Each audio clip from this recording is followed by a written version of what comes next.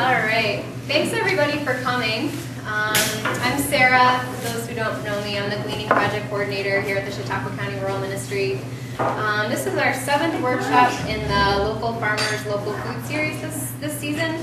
And we've just been really lucky to have a wide variety of different kinds of growers and producers.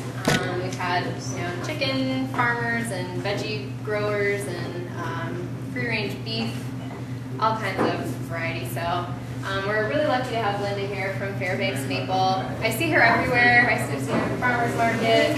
She's done the winter farmer's market in Fredonia as well. Did you at some point? Yeah, okay.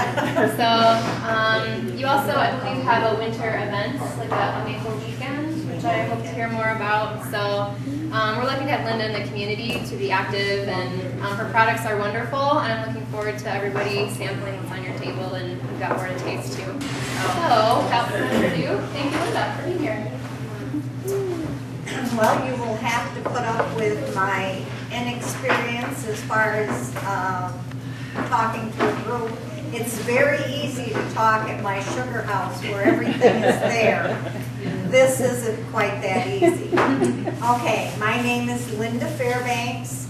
My husband and I, well, we've been married for 54 years and have had 6 children, and we have made maple syrup for probably 50 years. We stopped for about 30 years when we had small children and milking cows and all that good stuff. Started it up again about 20 years ago. We have 4,500 taps. There's probably 10 miles of the lateral lines and 2 miles of main line in our woods. We are probably one of the only ones that can show the maple syrup production right from the tree right to the jug, because our sugar house sets down in a valley and all of our sap comes right to us. Of course, syrup is only made in the spring. We usually try to be ready to tap by the 10th of February. This year we tapped the 1st of February because we had such a warm winter, and normally March is our biggest month for making the syrup. But we were all done by the 13th of March this year because it warmed up so fast. It takes probably 3 guys, 3-4 days, depending on how fast they work or how many we have, to get the trees tapped in the spring. We are all on tubing and vacuum, and everything comes from the woods into stainless steel storage tanks. From the storage tanks, there's some pictures back there that you can see basically the process. From the storage tanks, it goes into an RO, which is a reverse osmosis. We usually concentrate to about 10%. The sap coming out of our woods is at probably best about 1.7%. We can get rid of approximately 70% of the water by putting it through the RO before it ever has to go to the arch. We boil on a 4x12 natural gas arch. It also has a preheater for the sap from the concentrate coming into the flue pan is probably coming in at about 200 degrees. It goes through the steam. There's pipes that go through the steam that's coming off from those pans. That's what's heating the concentrate. It takes approximately 50 gallons of sap in our woods to make 1 gallon of syrup. And all of our product or our sap is processed the day that it comes from the tree. We stay at the sugar house until it's all out of the tanks and just ready to run the next day. Or in the night, because sometimes it runs at night, you know, if it's warm enough, it runs at night. Let's see. Syrup has to be boiled down to the point of where it's 7 degrees above the boiling point of water.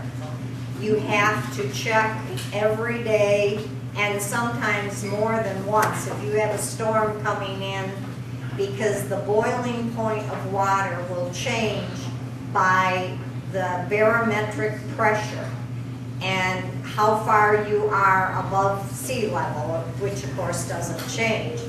At our sugar house, water normally boils right around 210, not 212, because that's what it boils at sea level.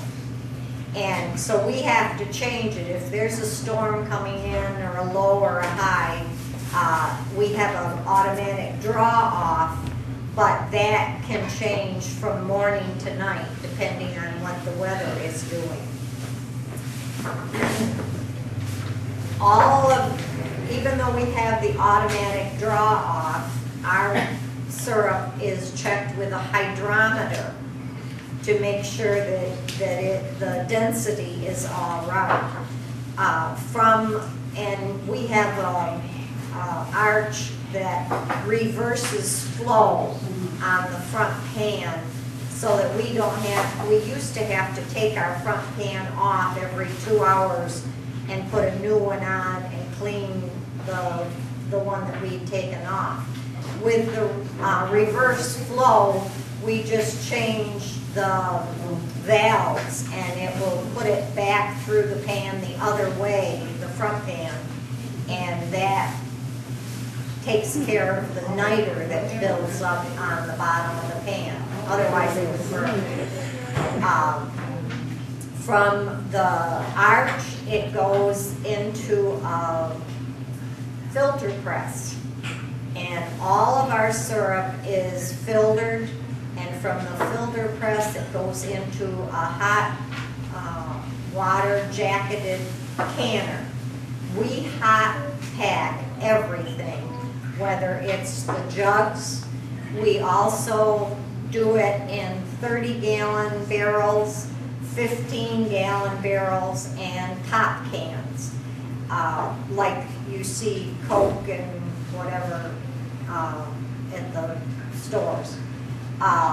Because I can handle the 5-gallon, I can move a 15 or a 30, but I can't dump them or anything like that. We have a walk-in cooler at the farm, down at the farm, which is about a mile away from our sugar house. So we reheat, refilter, and can syrup year-round. And then, of course, I'm making the candies and the creams and the snacks that you have on the table and all the different products that you see there. And we have a licensed maple kitchen down at our home, and that's where our retail store is in the front of our home. And that's where I make the candies and the cream. I do all the bottling at the sugar house, and I make the granulated sugar at the sugar house because that makes more of a mess. We sell to other producers that in the barrels that maybe don't make enough of their own syrup, but all of our products are made from our own syrup.